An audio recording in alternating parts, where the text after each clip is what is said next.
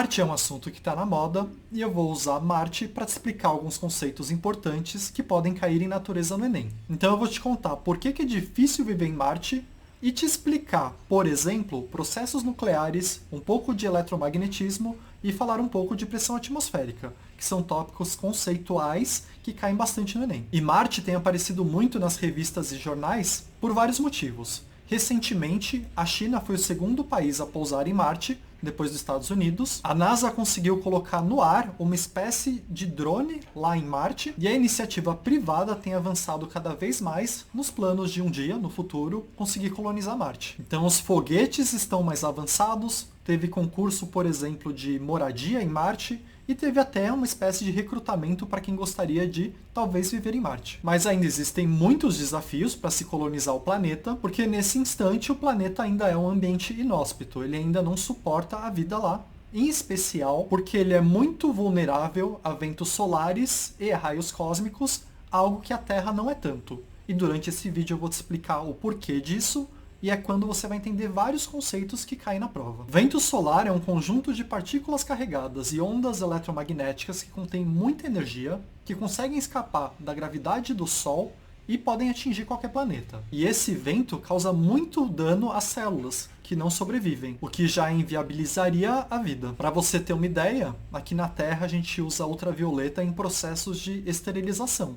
Ultravioleta é uma onda eletromagnética que tem certa energia, tem mais energia, por exemplo, que a luz visível, e que a gente consegue usar para matar alguns micro-organismos. No caso dos raios cósmicos, eles podem conter raios gama, que são raios que também estão no espectro eletromagnético, assim como a luz visível e ultravioleta, só que contém muito mais energia que ultravioleta. Se ultravioleta já é capaz de esterilizar, imagina que o raio gama não faria. E essas partículas e ondas contêm muita energia porque o Sol, que emite os ventos solares, e as outras estrelas que emitem os raios cósmicos estão constantemente gerando muita energia, porque dentro dessas estrelas ocorrem muitas reações nucleares. E processos nucleares é algo que cai na prova de natureza do Enem, e você precisa conhecer 3 processos. A fusão nuclear, a fissão nuclear e o decaimento nuclear. A fusão nuclear é a reação entre 2 átomos de hidrogênio que se fundem formando um átomo de hélio e muita energia. A fusão está acontecendo o tempo todo no centro do Sol, mas ela também ocorre nas bombas de hidrogênio, que é um dos tipos de bombas nucleares. O outro tipo de bomba nuclear é a bomba atômica, que acontece a fissão nuclear, que é o segundo processo nuclear que você precisa conhecer para o Enem. Na fissão nuclear, você basicamente tenta quebrar um átomo de urânio ou plutônio com a emissão de nêutrons nesse átomo, e quando esse átomo se rompe, ele gera muita energia também. E a fissão nuclear é muito usada em bombas atômicas, mas também é usada em reatores nucleares para gerar energia. Já a fusão nuclear você encontra em bombas de hidrogênio e no centro do Sol. O terceiro processo que você precisa conhecer é o do decaimento nuclear. Átomos mais instáveis vão, com o tempo, progressivamente, meio que se deteriorando e nisso emitindo algumas partículas e ondas. Tem vários tipos de decaimento e eles são diferenciados pelo que eles estão emitindo.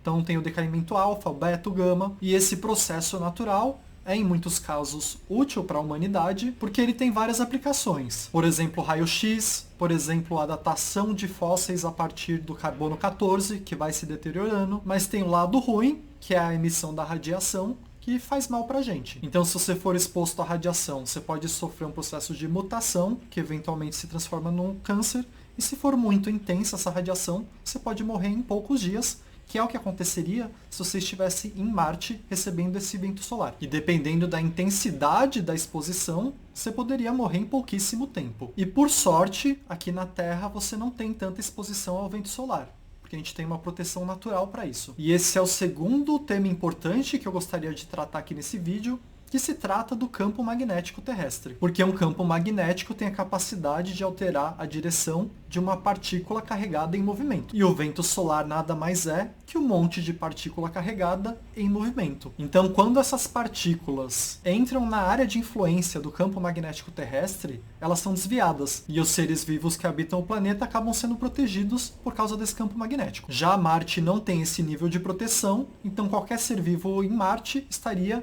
extremamente exposto aos ventos solares e aos raios cósmicos, o que praticamente inviabiliza a sobrevivência de células naquele planeta. Então você precisa conhecer para o Enem campos magnéticos e também campos elétricos, que não é o caso, mas saber qual a diferença entre eles. Campo magnético vai de um polo positivo para um polo negativo, campos elétricos já são diferentes e funcionam parecido com campos gravitacionais, com a diferença de que campos gravitacionais para a ciência de hoje são apenas de atração e os campos elétricos são de atração e repulsão. Você também precisa entender que apesar de campo magnético e elétrico serem campos diferentes, eles exercem uma influência entre eles. Uma alteração num campo magnético gera um campo elétrico, uma alteração num campo elétrico gera um campo magnético. E como no caso do vento solar, uma partícula carregada contém um campo elétrico que, entrando num campo magnético, sofre um desvio. Esse desvio protege a vida na Terra, pode ser observado indiretamente na Terra a partir das auroras boreal e austral, e a direção do desvio pode ser até compreendida pela regra da mão esquerda que você aprende. O que a regra da mão esquerda te diz é: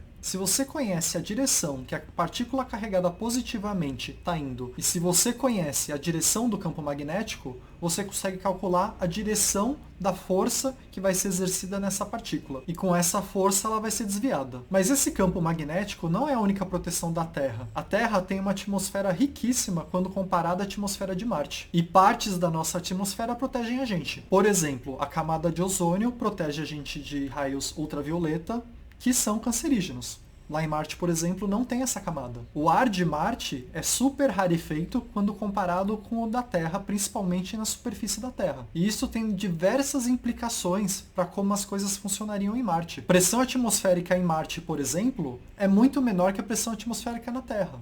E uma das coisas que cai no Enem é como a pressão atmosférica altera, por exemplo, o ponto de ebulição. Quanto menor a pressão atmosférica, menor o ponto de ebulição. Então a água, por exemplo, em Marte começaria a ferver muito antes do que a água aqui, mas não estaria a 100 graus Celsius. E o ar rarefeito traz diversas outras consequências. Por exemplo, para um avião voar na Terra, ele não voa por causa da turbina dele. Ele voa porque diversas moléculas que estão no ar batem na parte de baixo da asa e jogam ele para cima. Isso já não aconteceria lá em Marte, porque o número de moléculas no ar é muito menor. E é por isso que é impressionante a NASA ter conseguido colocar um drone no ar lá em Marte, porque a dinâmica para voar em Marte é diferente da Terra.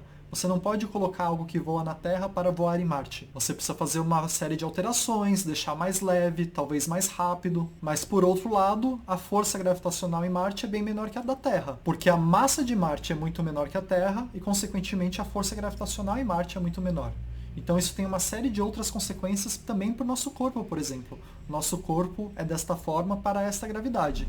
Quando o corpo humano está no espaço, ele não pode ficar tempo demais no espaço, porque ele começa a sofrer uma série de alterações que afetam a sua saúde. Então esse é mais um ponto que Marte é diferente da Terra. E fora tudo isso, a pouca atmosfera que Marte tem ainda é muito diferente da atmosfera da Terra. Aqui na Terra, o que predomina é nitrogênio e oxigênio. Lá em Marte, o que predomina é CO2. Então a gente ainda vai precisar de uma série de equipamentos para conseguir respirar lá. E aliado a todos esses problemas, ainda tem uma questão de gerar energia em Marte, que se cogitou em algum momento ter um modelo sustentável a partir de energia solar, com painéis solares que transformariam a energia que vem do Sol em energia elétrica, mas por causa da baixa gravidade de Marte, eventualmente, quando tem uma tempestade de poeira, quando a poeira se levanta, ela pode demorar semanas para baixar e pode chegar a cobrir áreas equivalentes a uma área continental. Então a luz não chegaria em todas essas áreas se elas estivessem cobertas por painéis solares. E fora isso, essa poeira é muito fina e danificaria grande parte dos equipamentos. Então esses são vários dos motivos pelos quais é bem difícil viver em Marte. Eu espero que você tenha aprendido vários dos conceitos que podem cair no Enem e espero que o vídeo tenha te ajudado. Obrigado!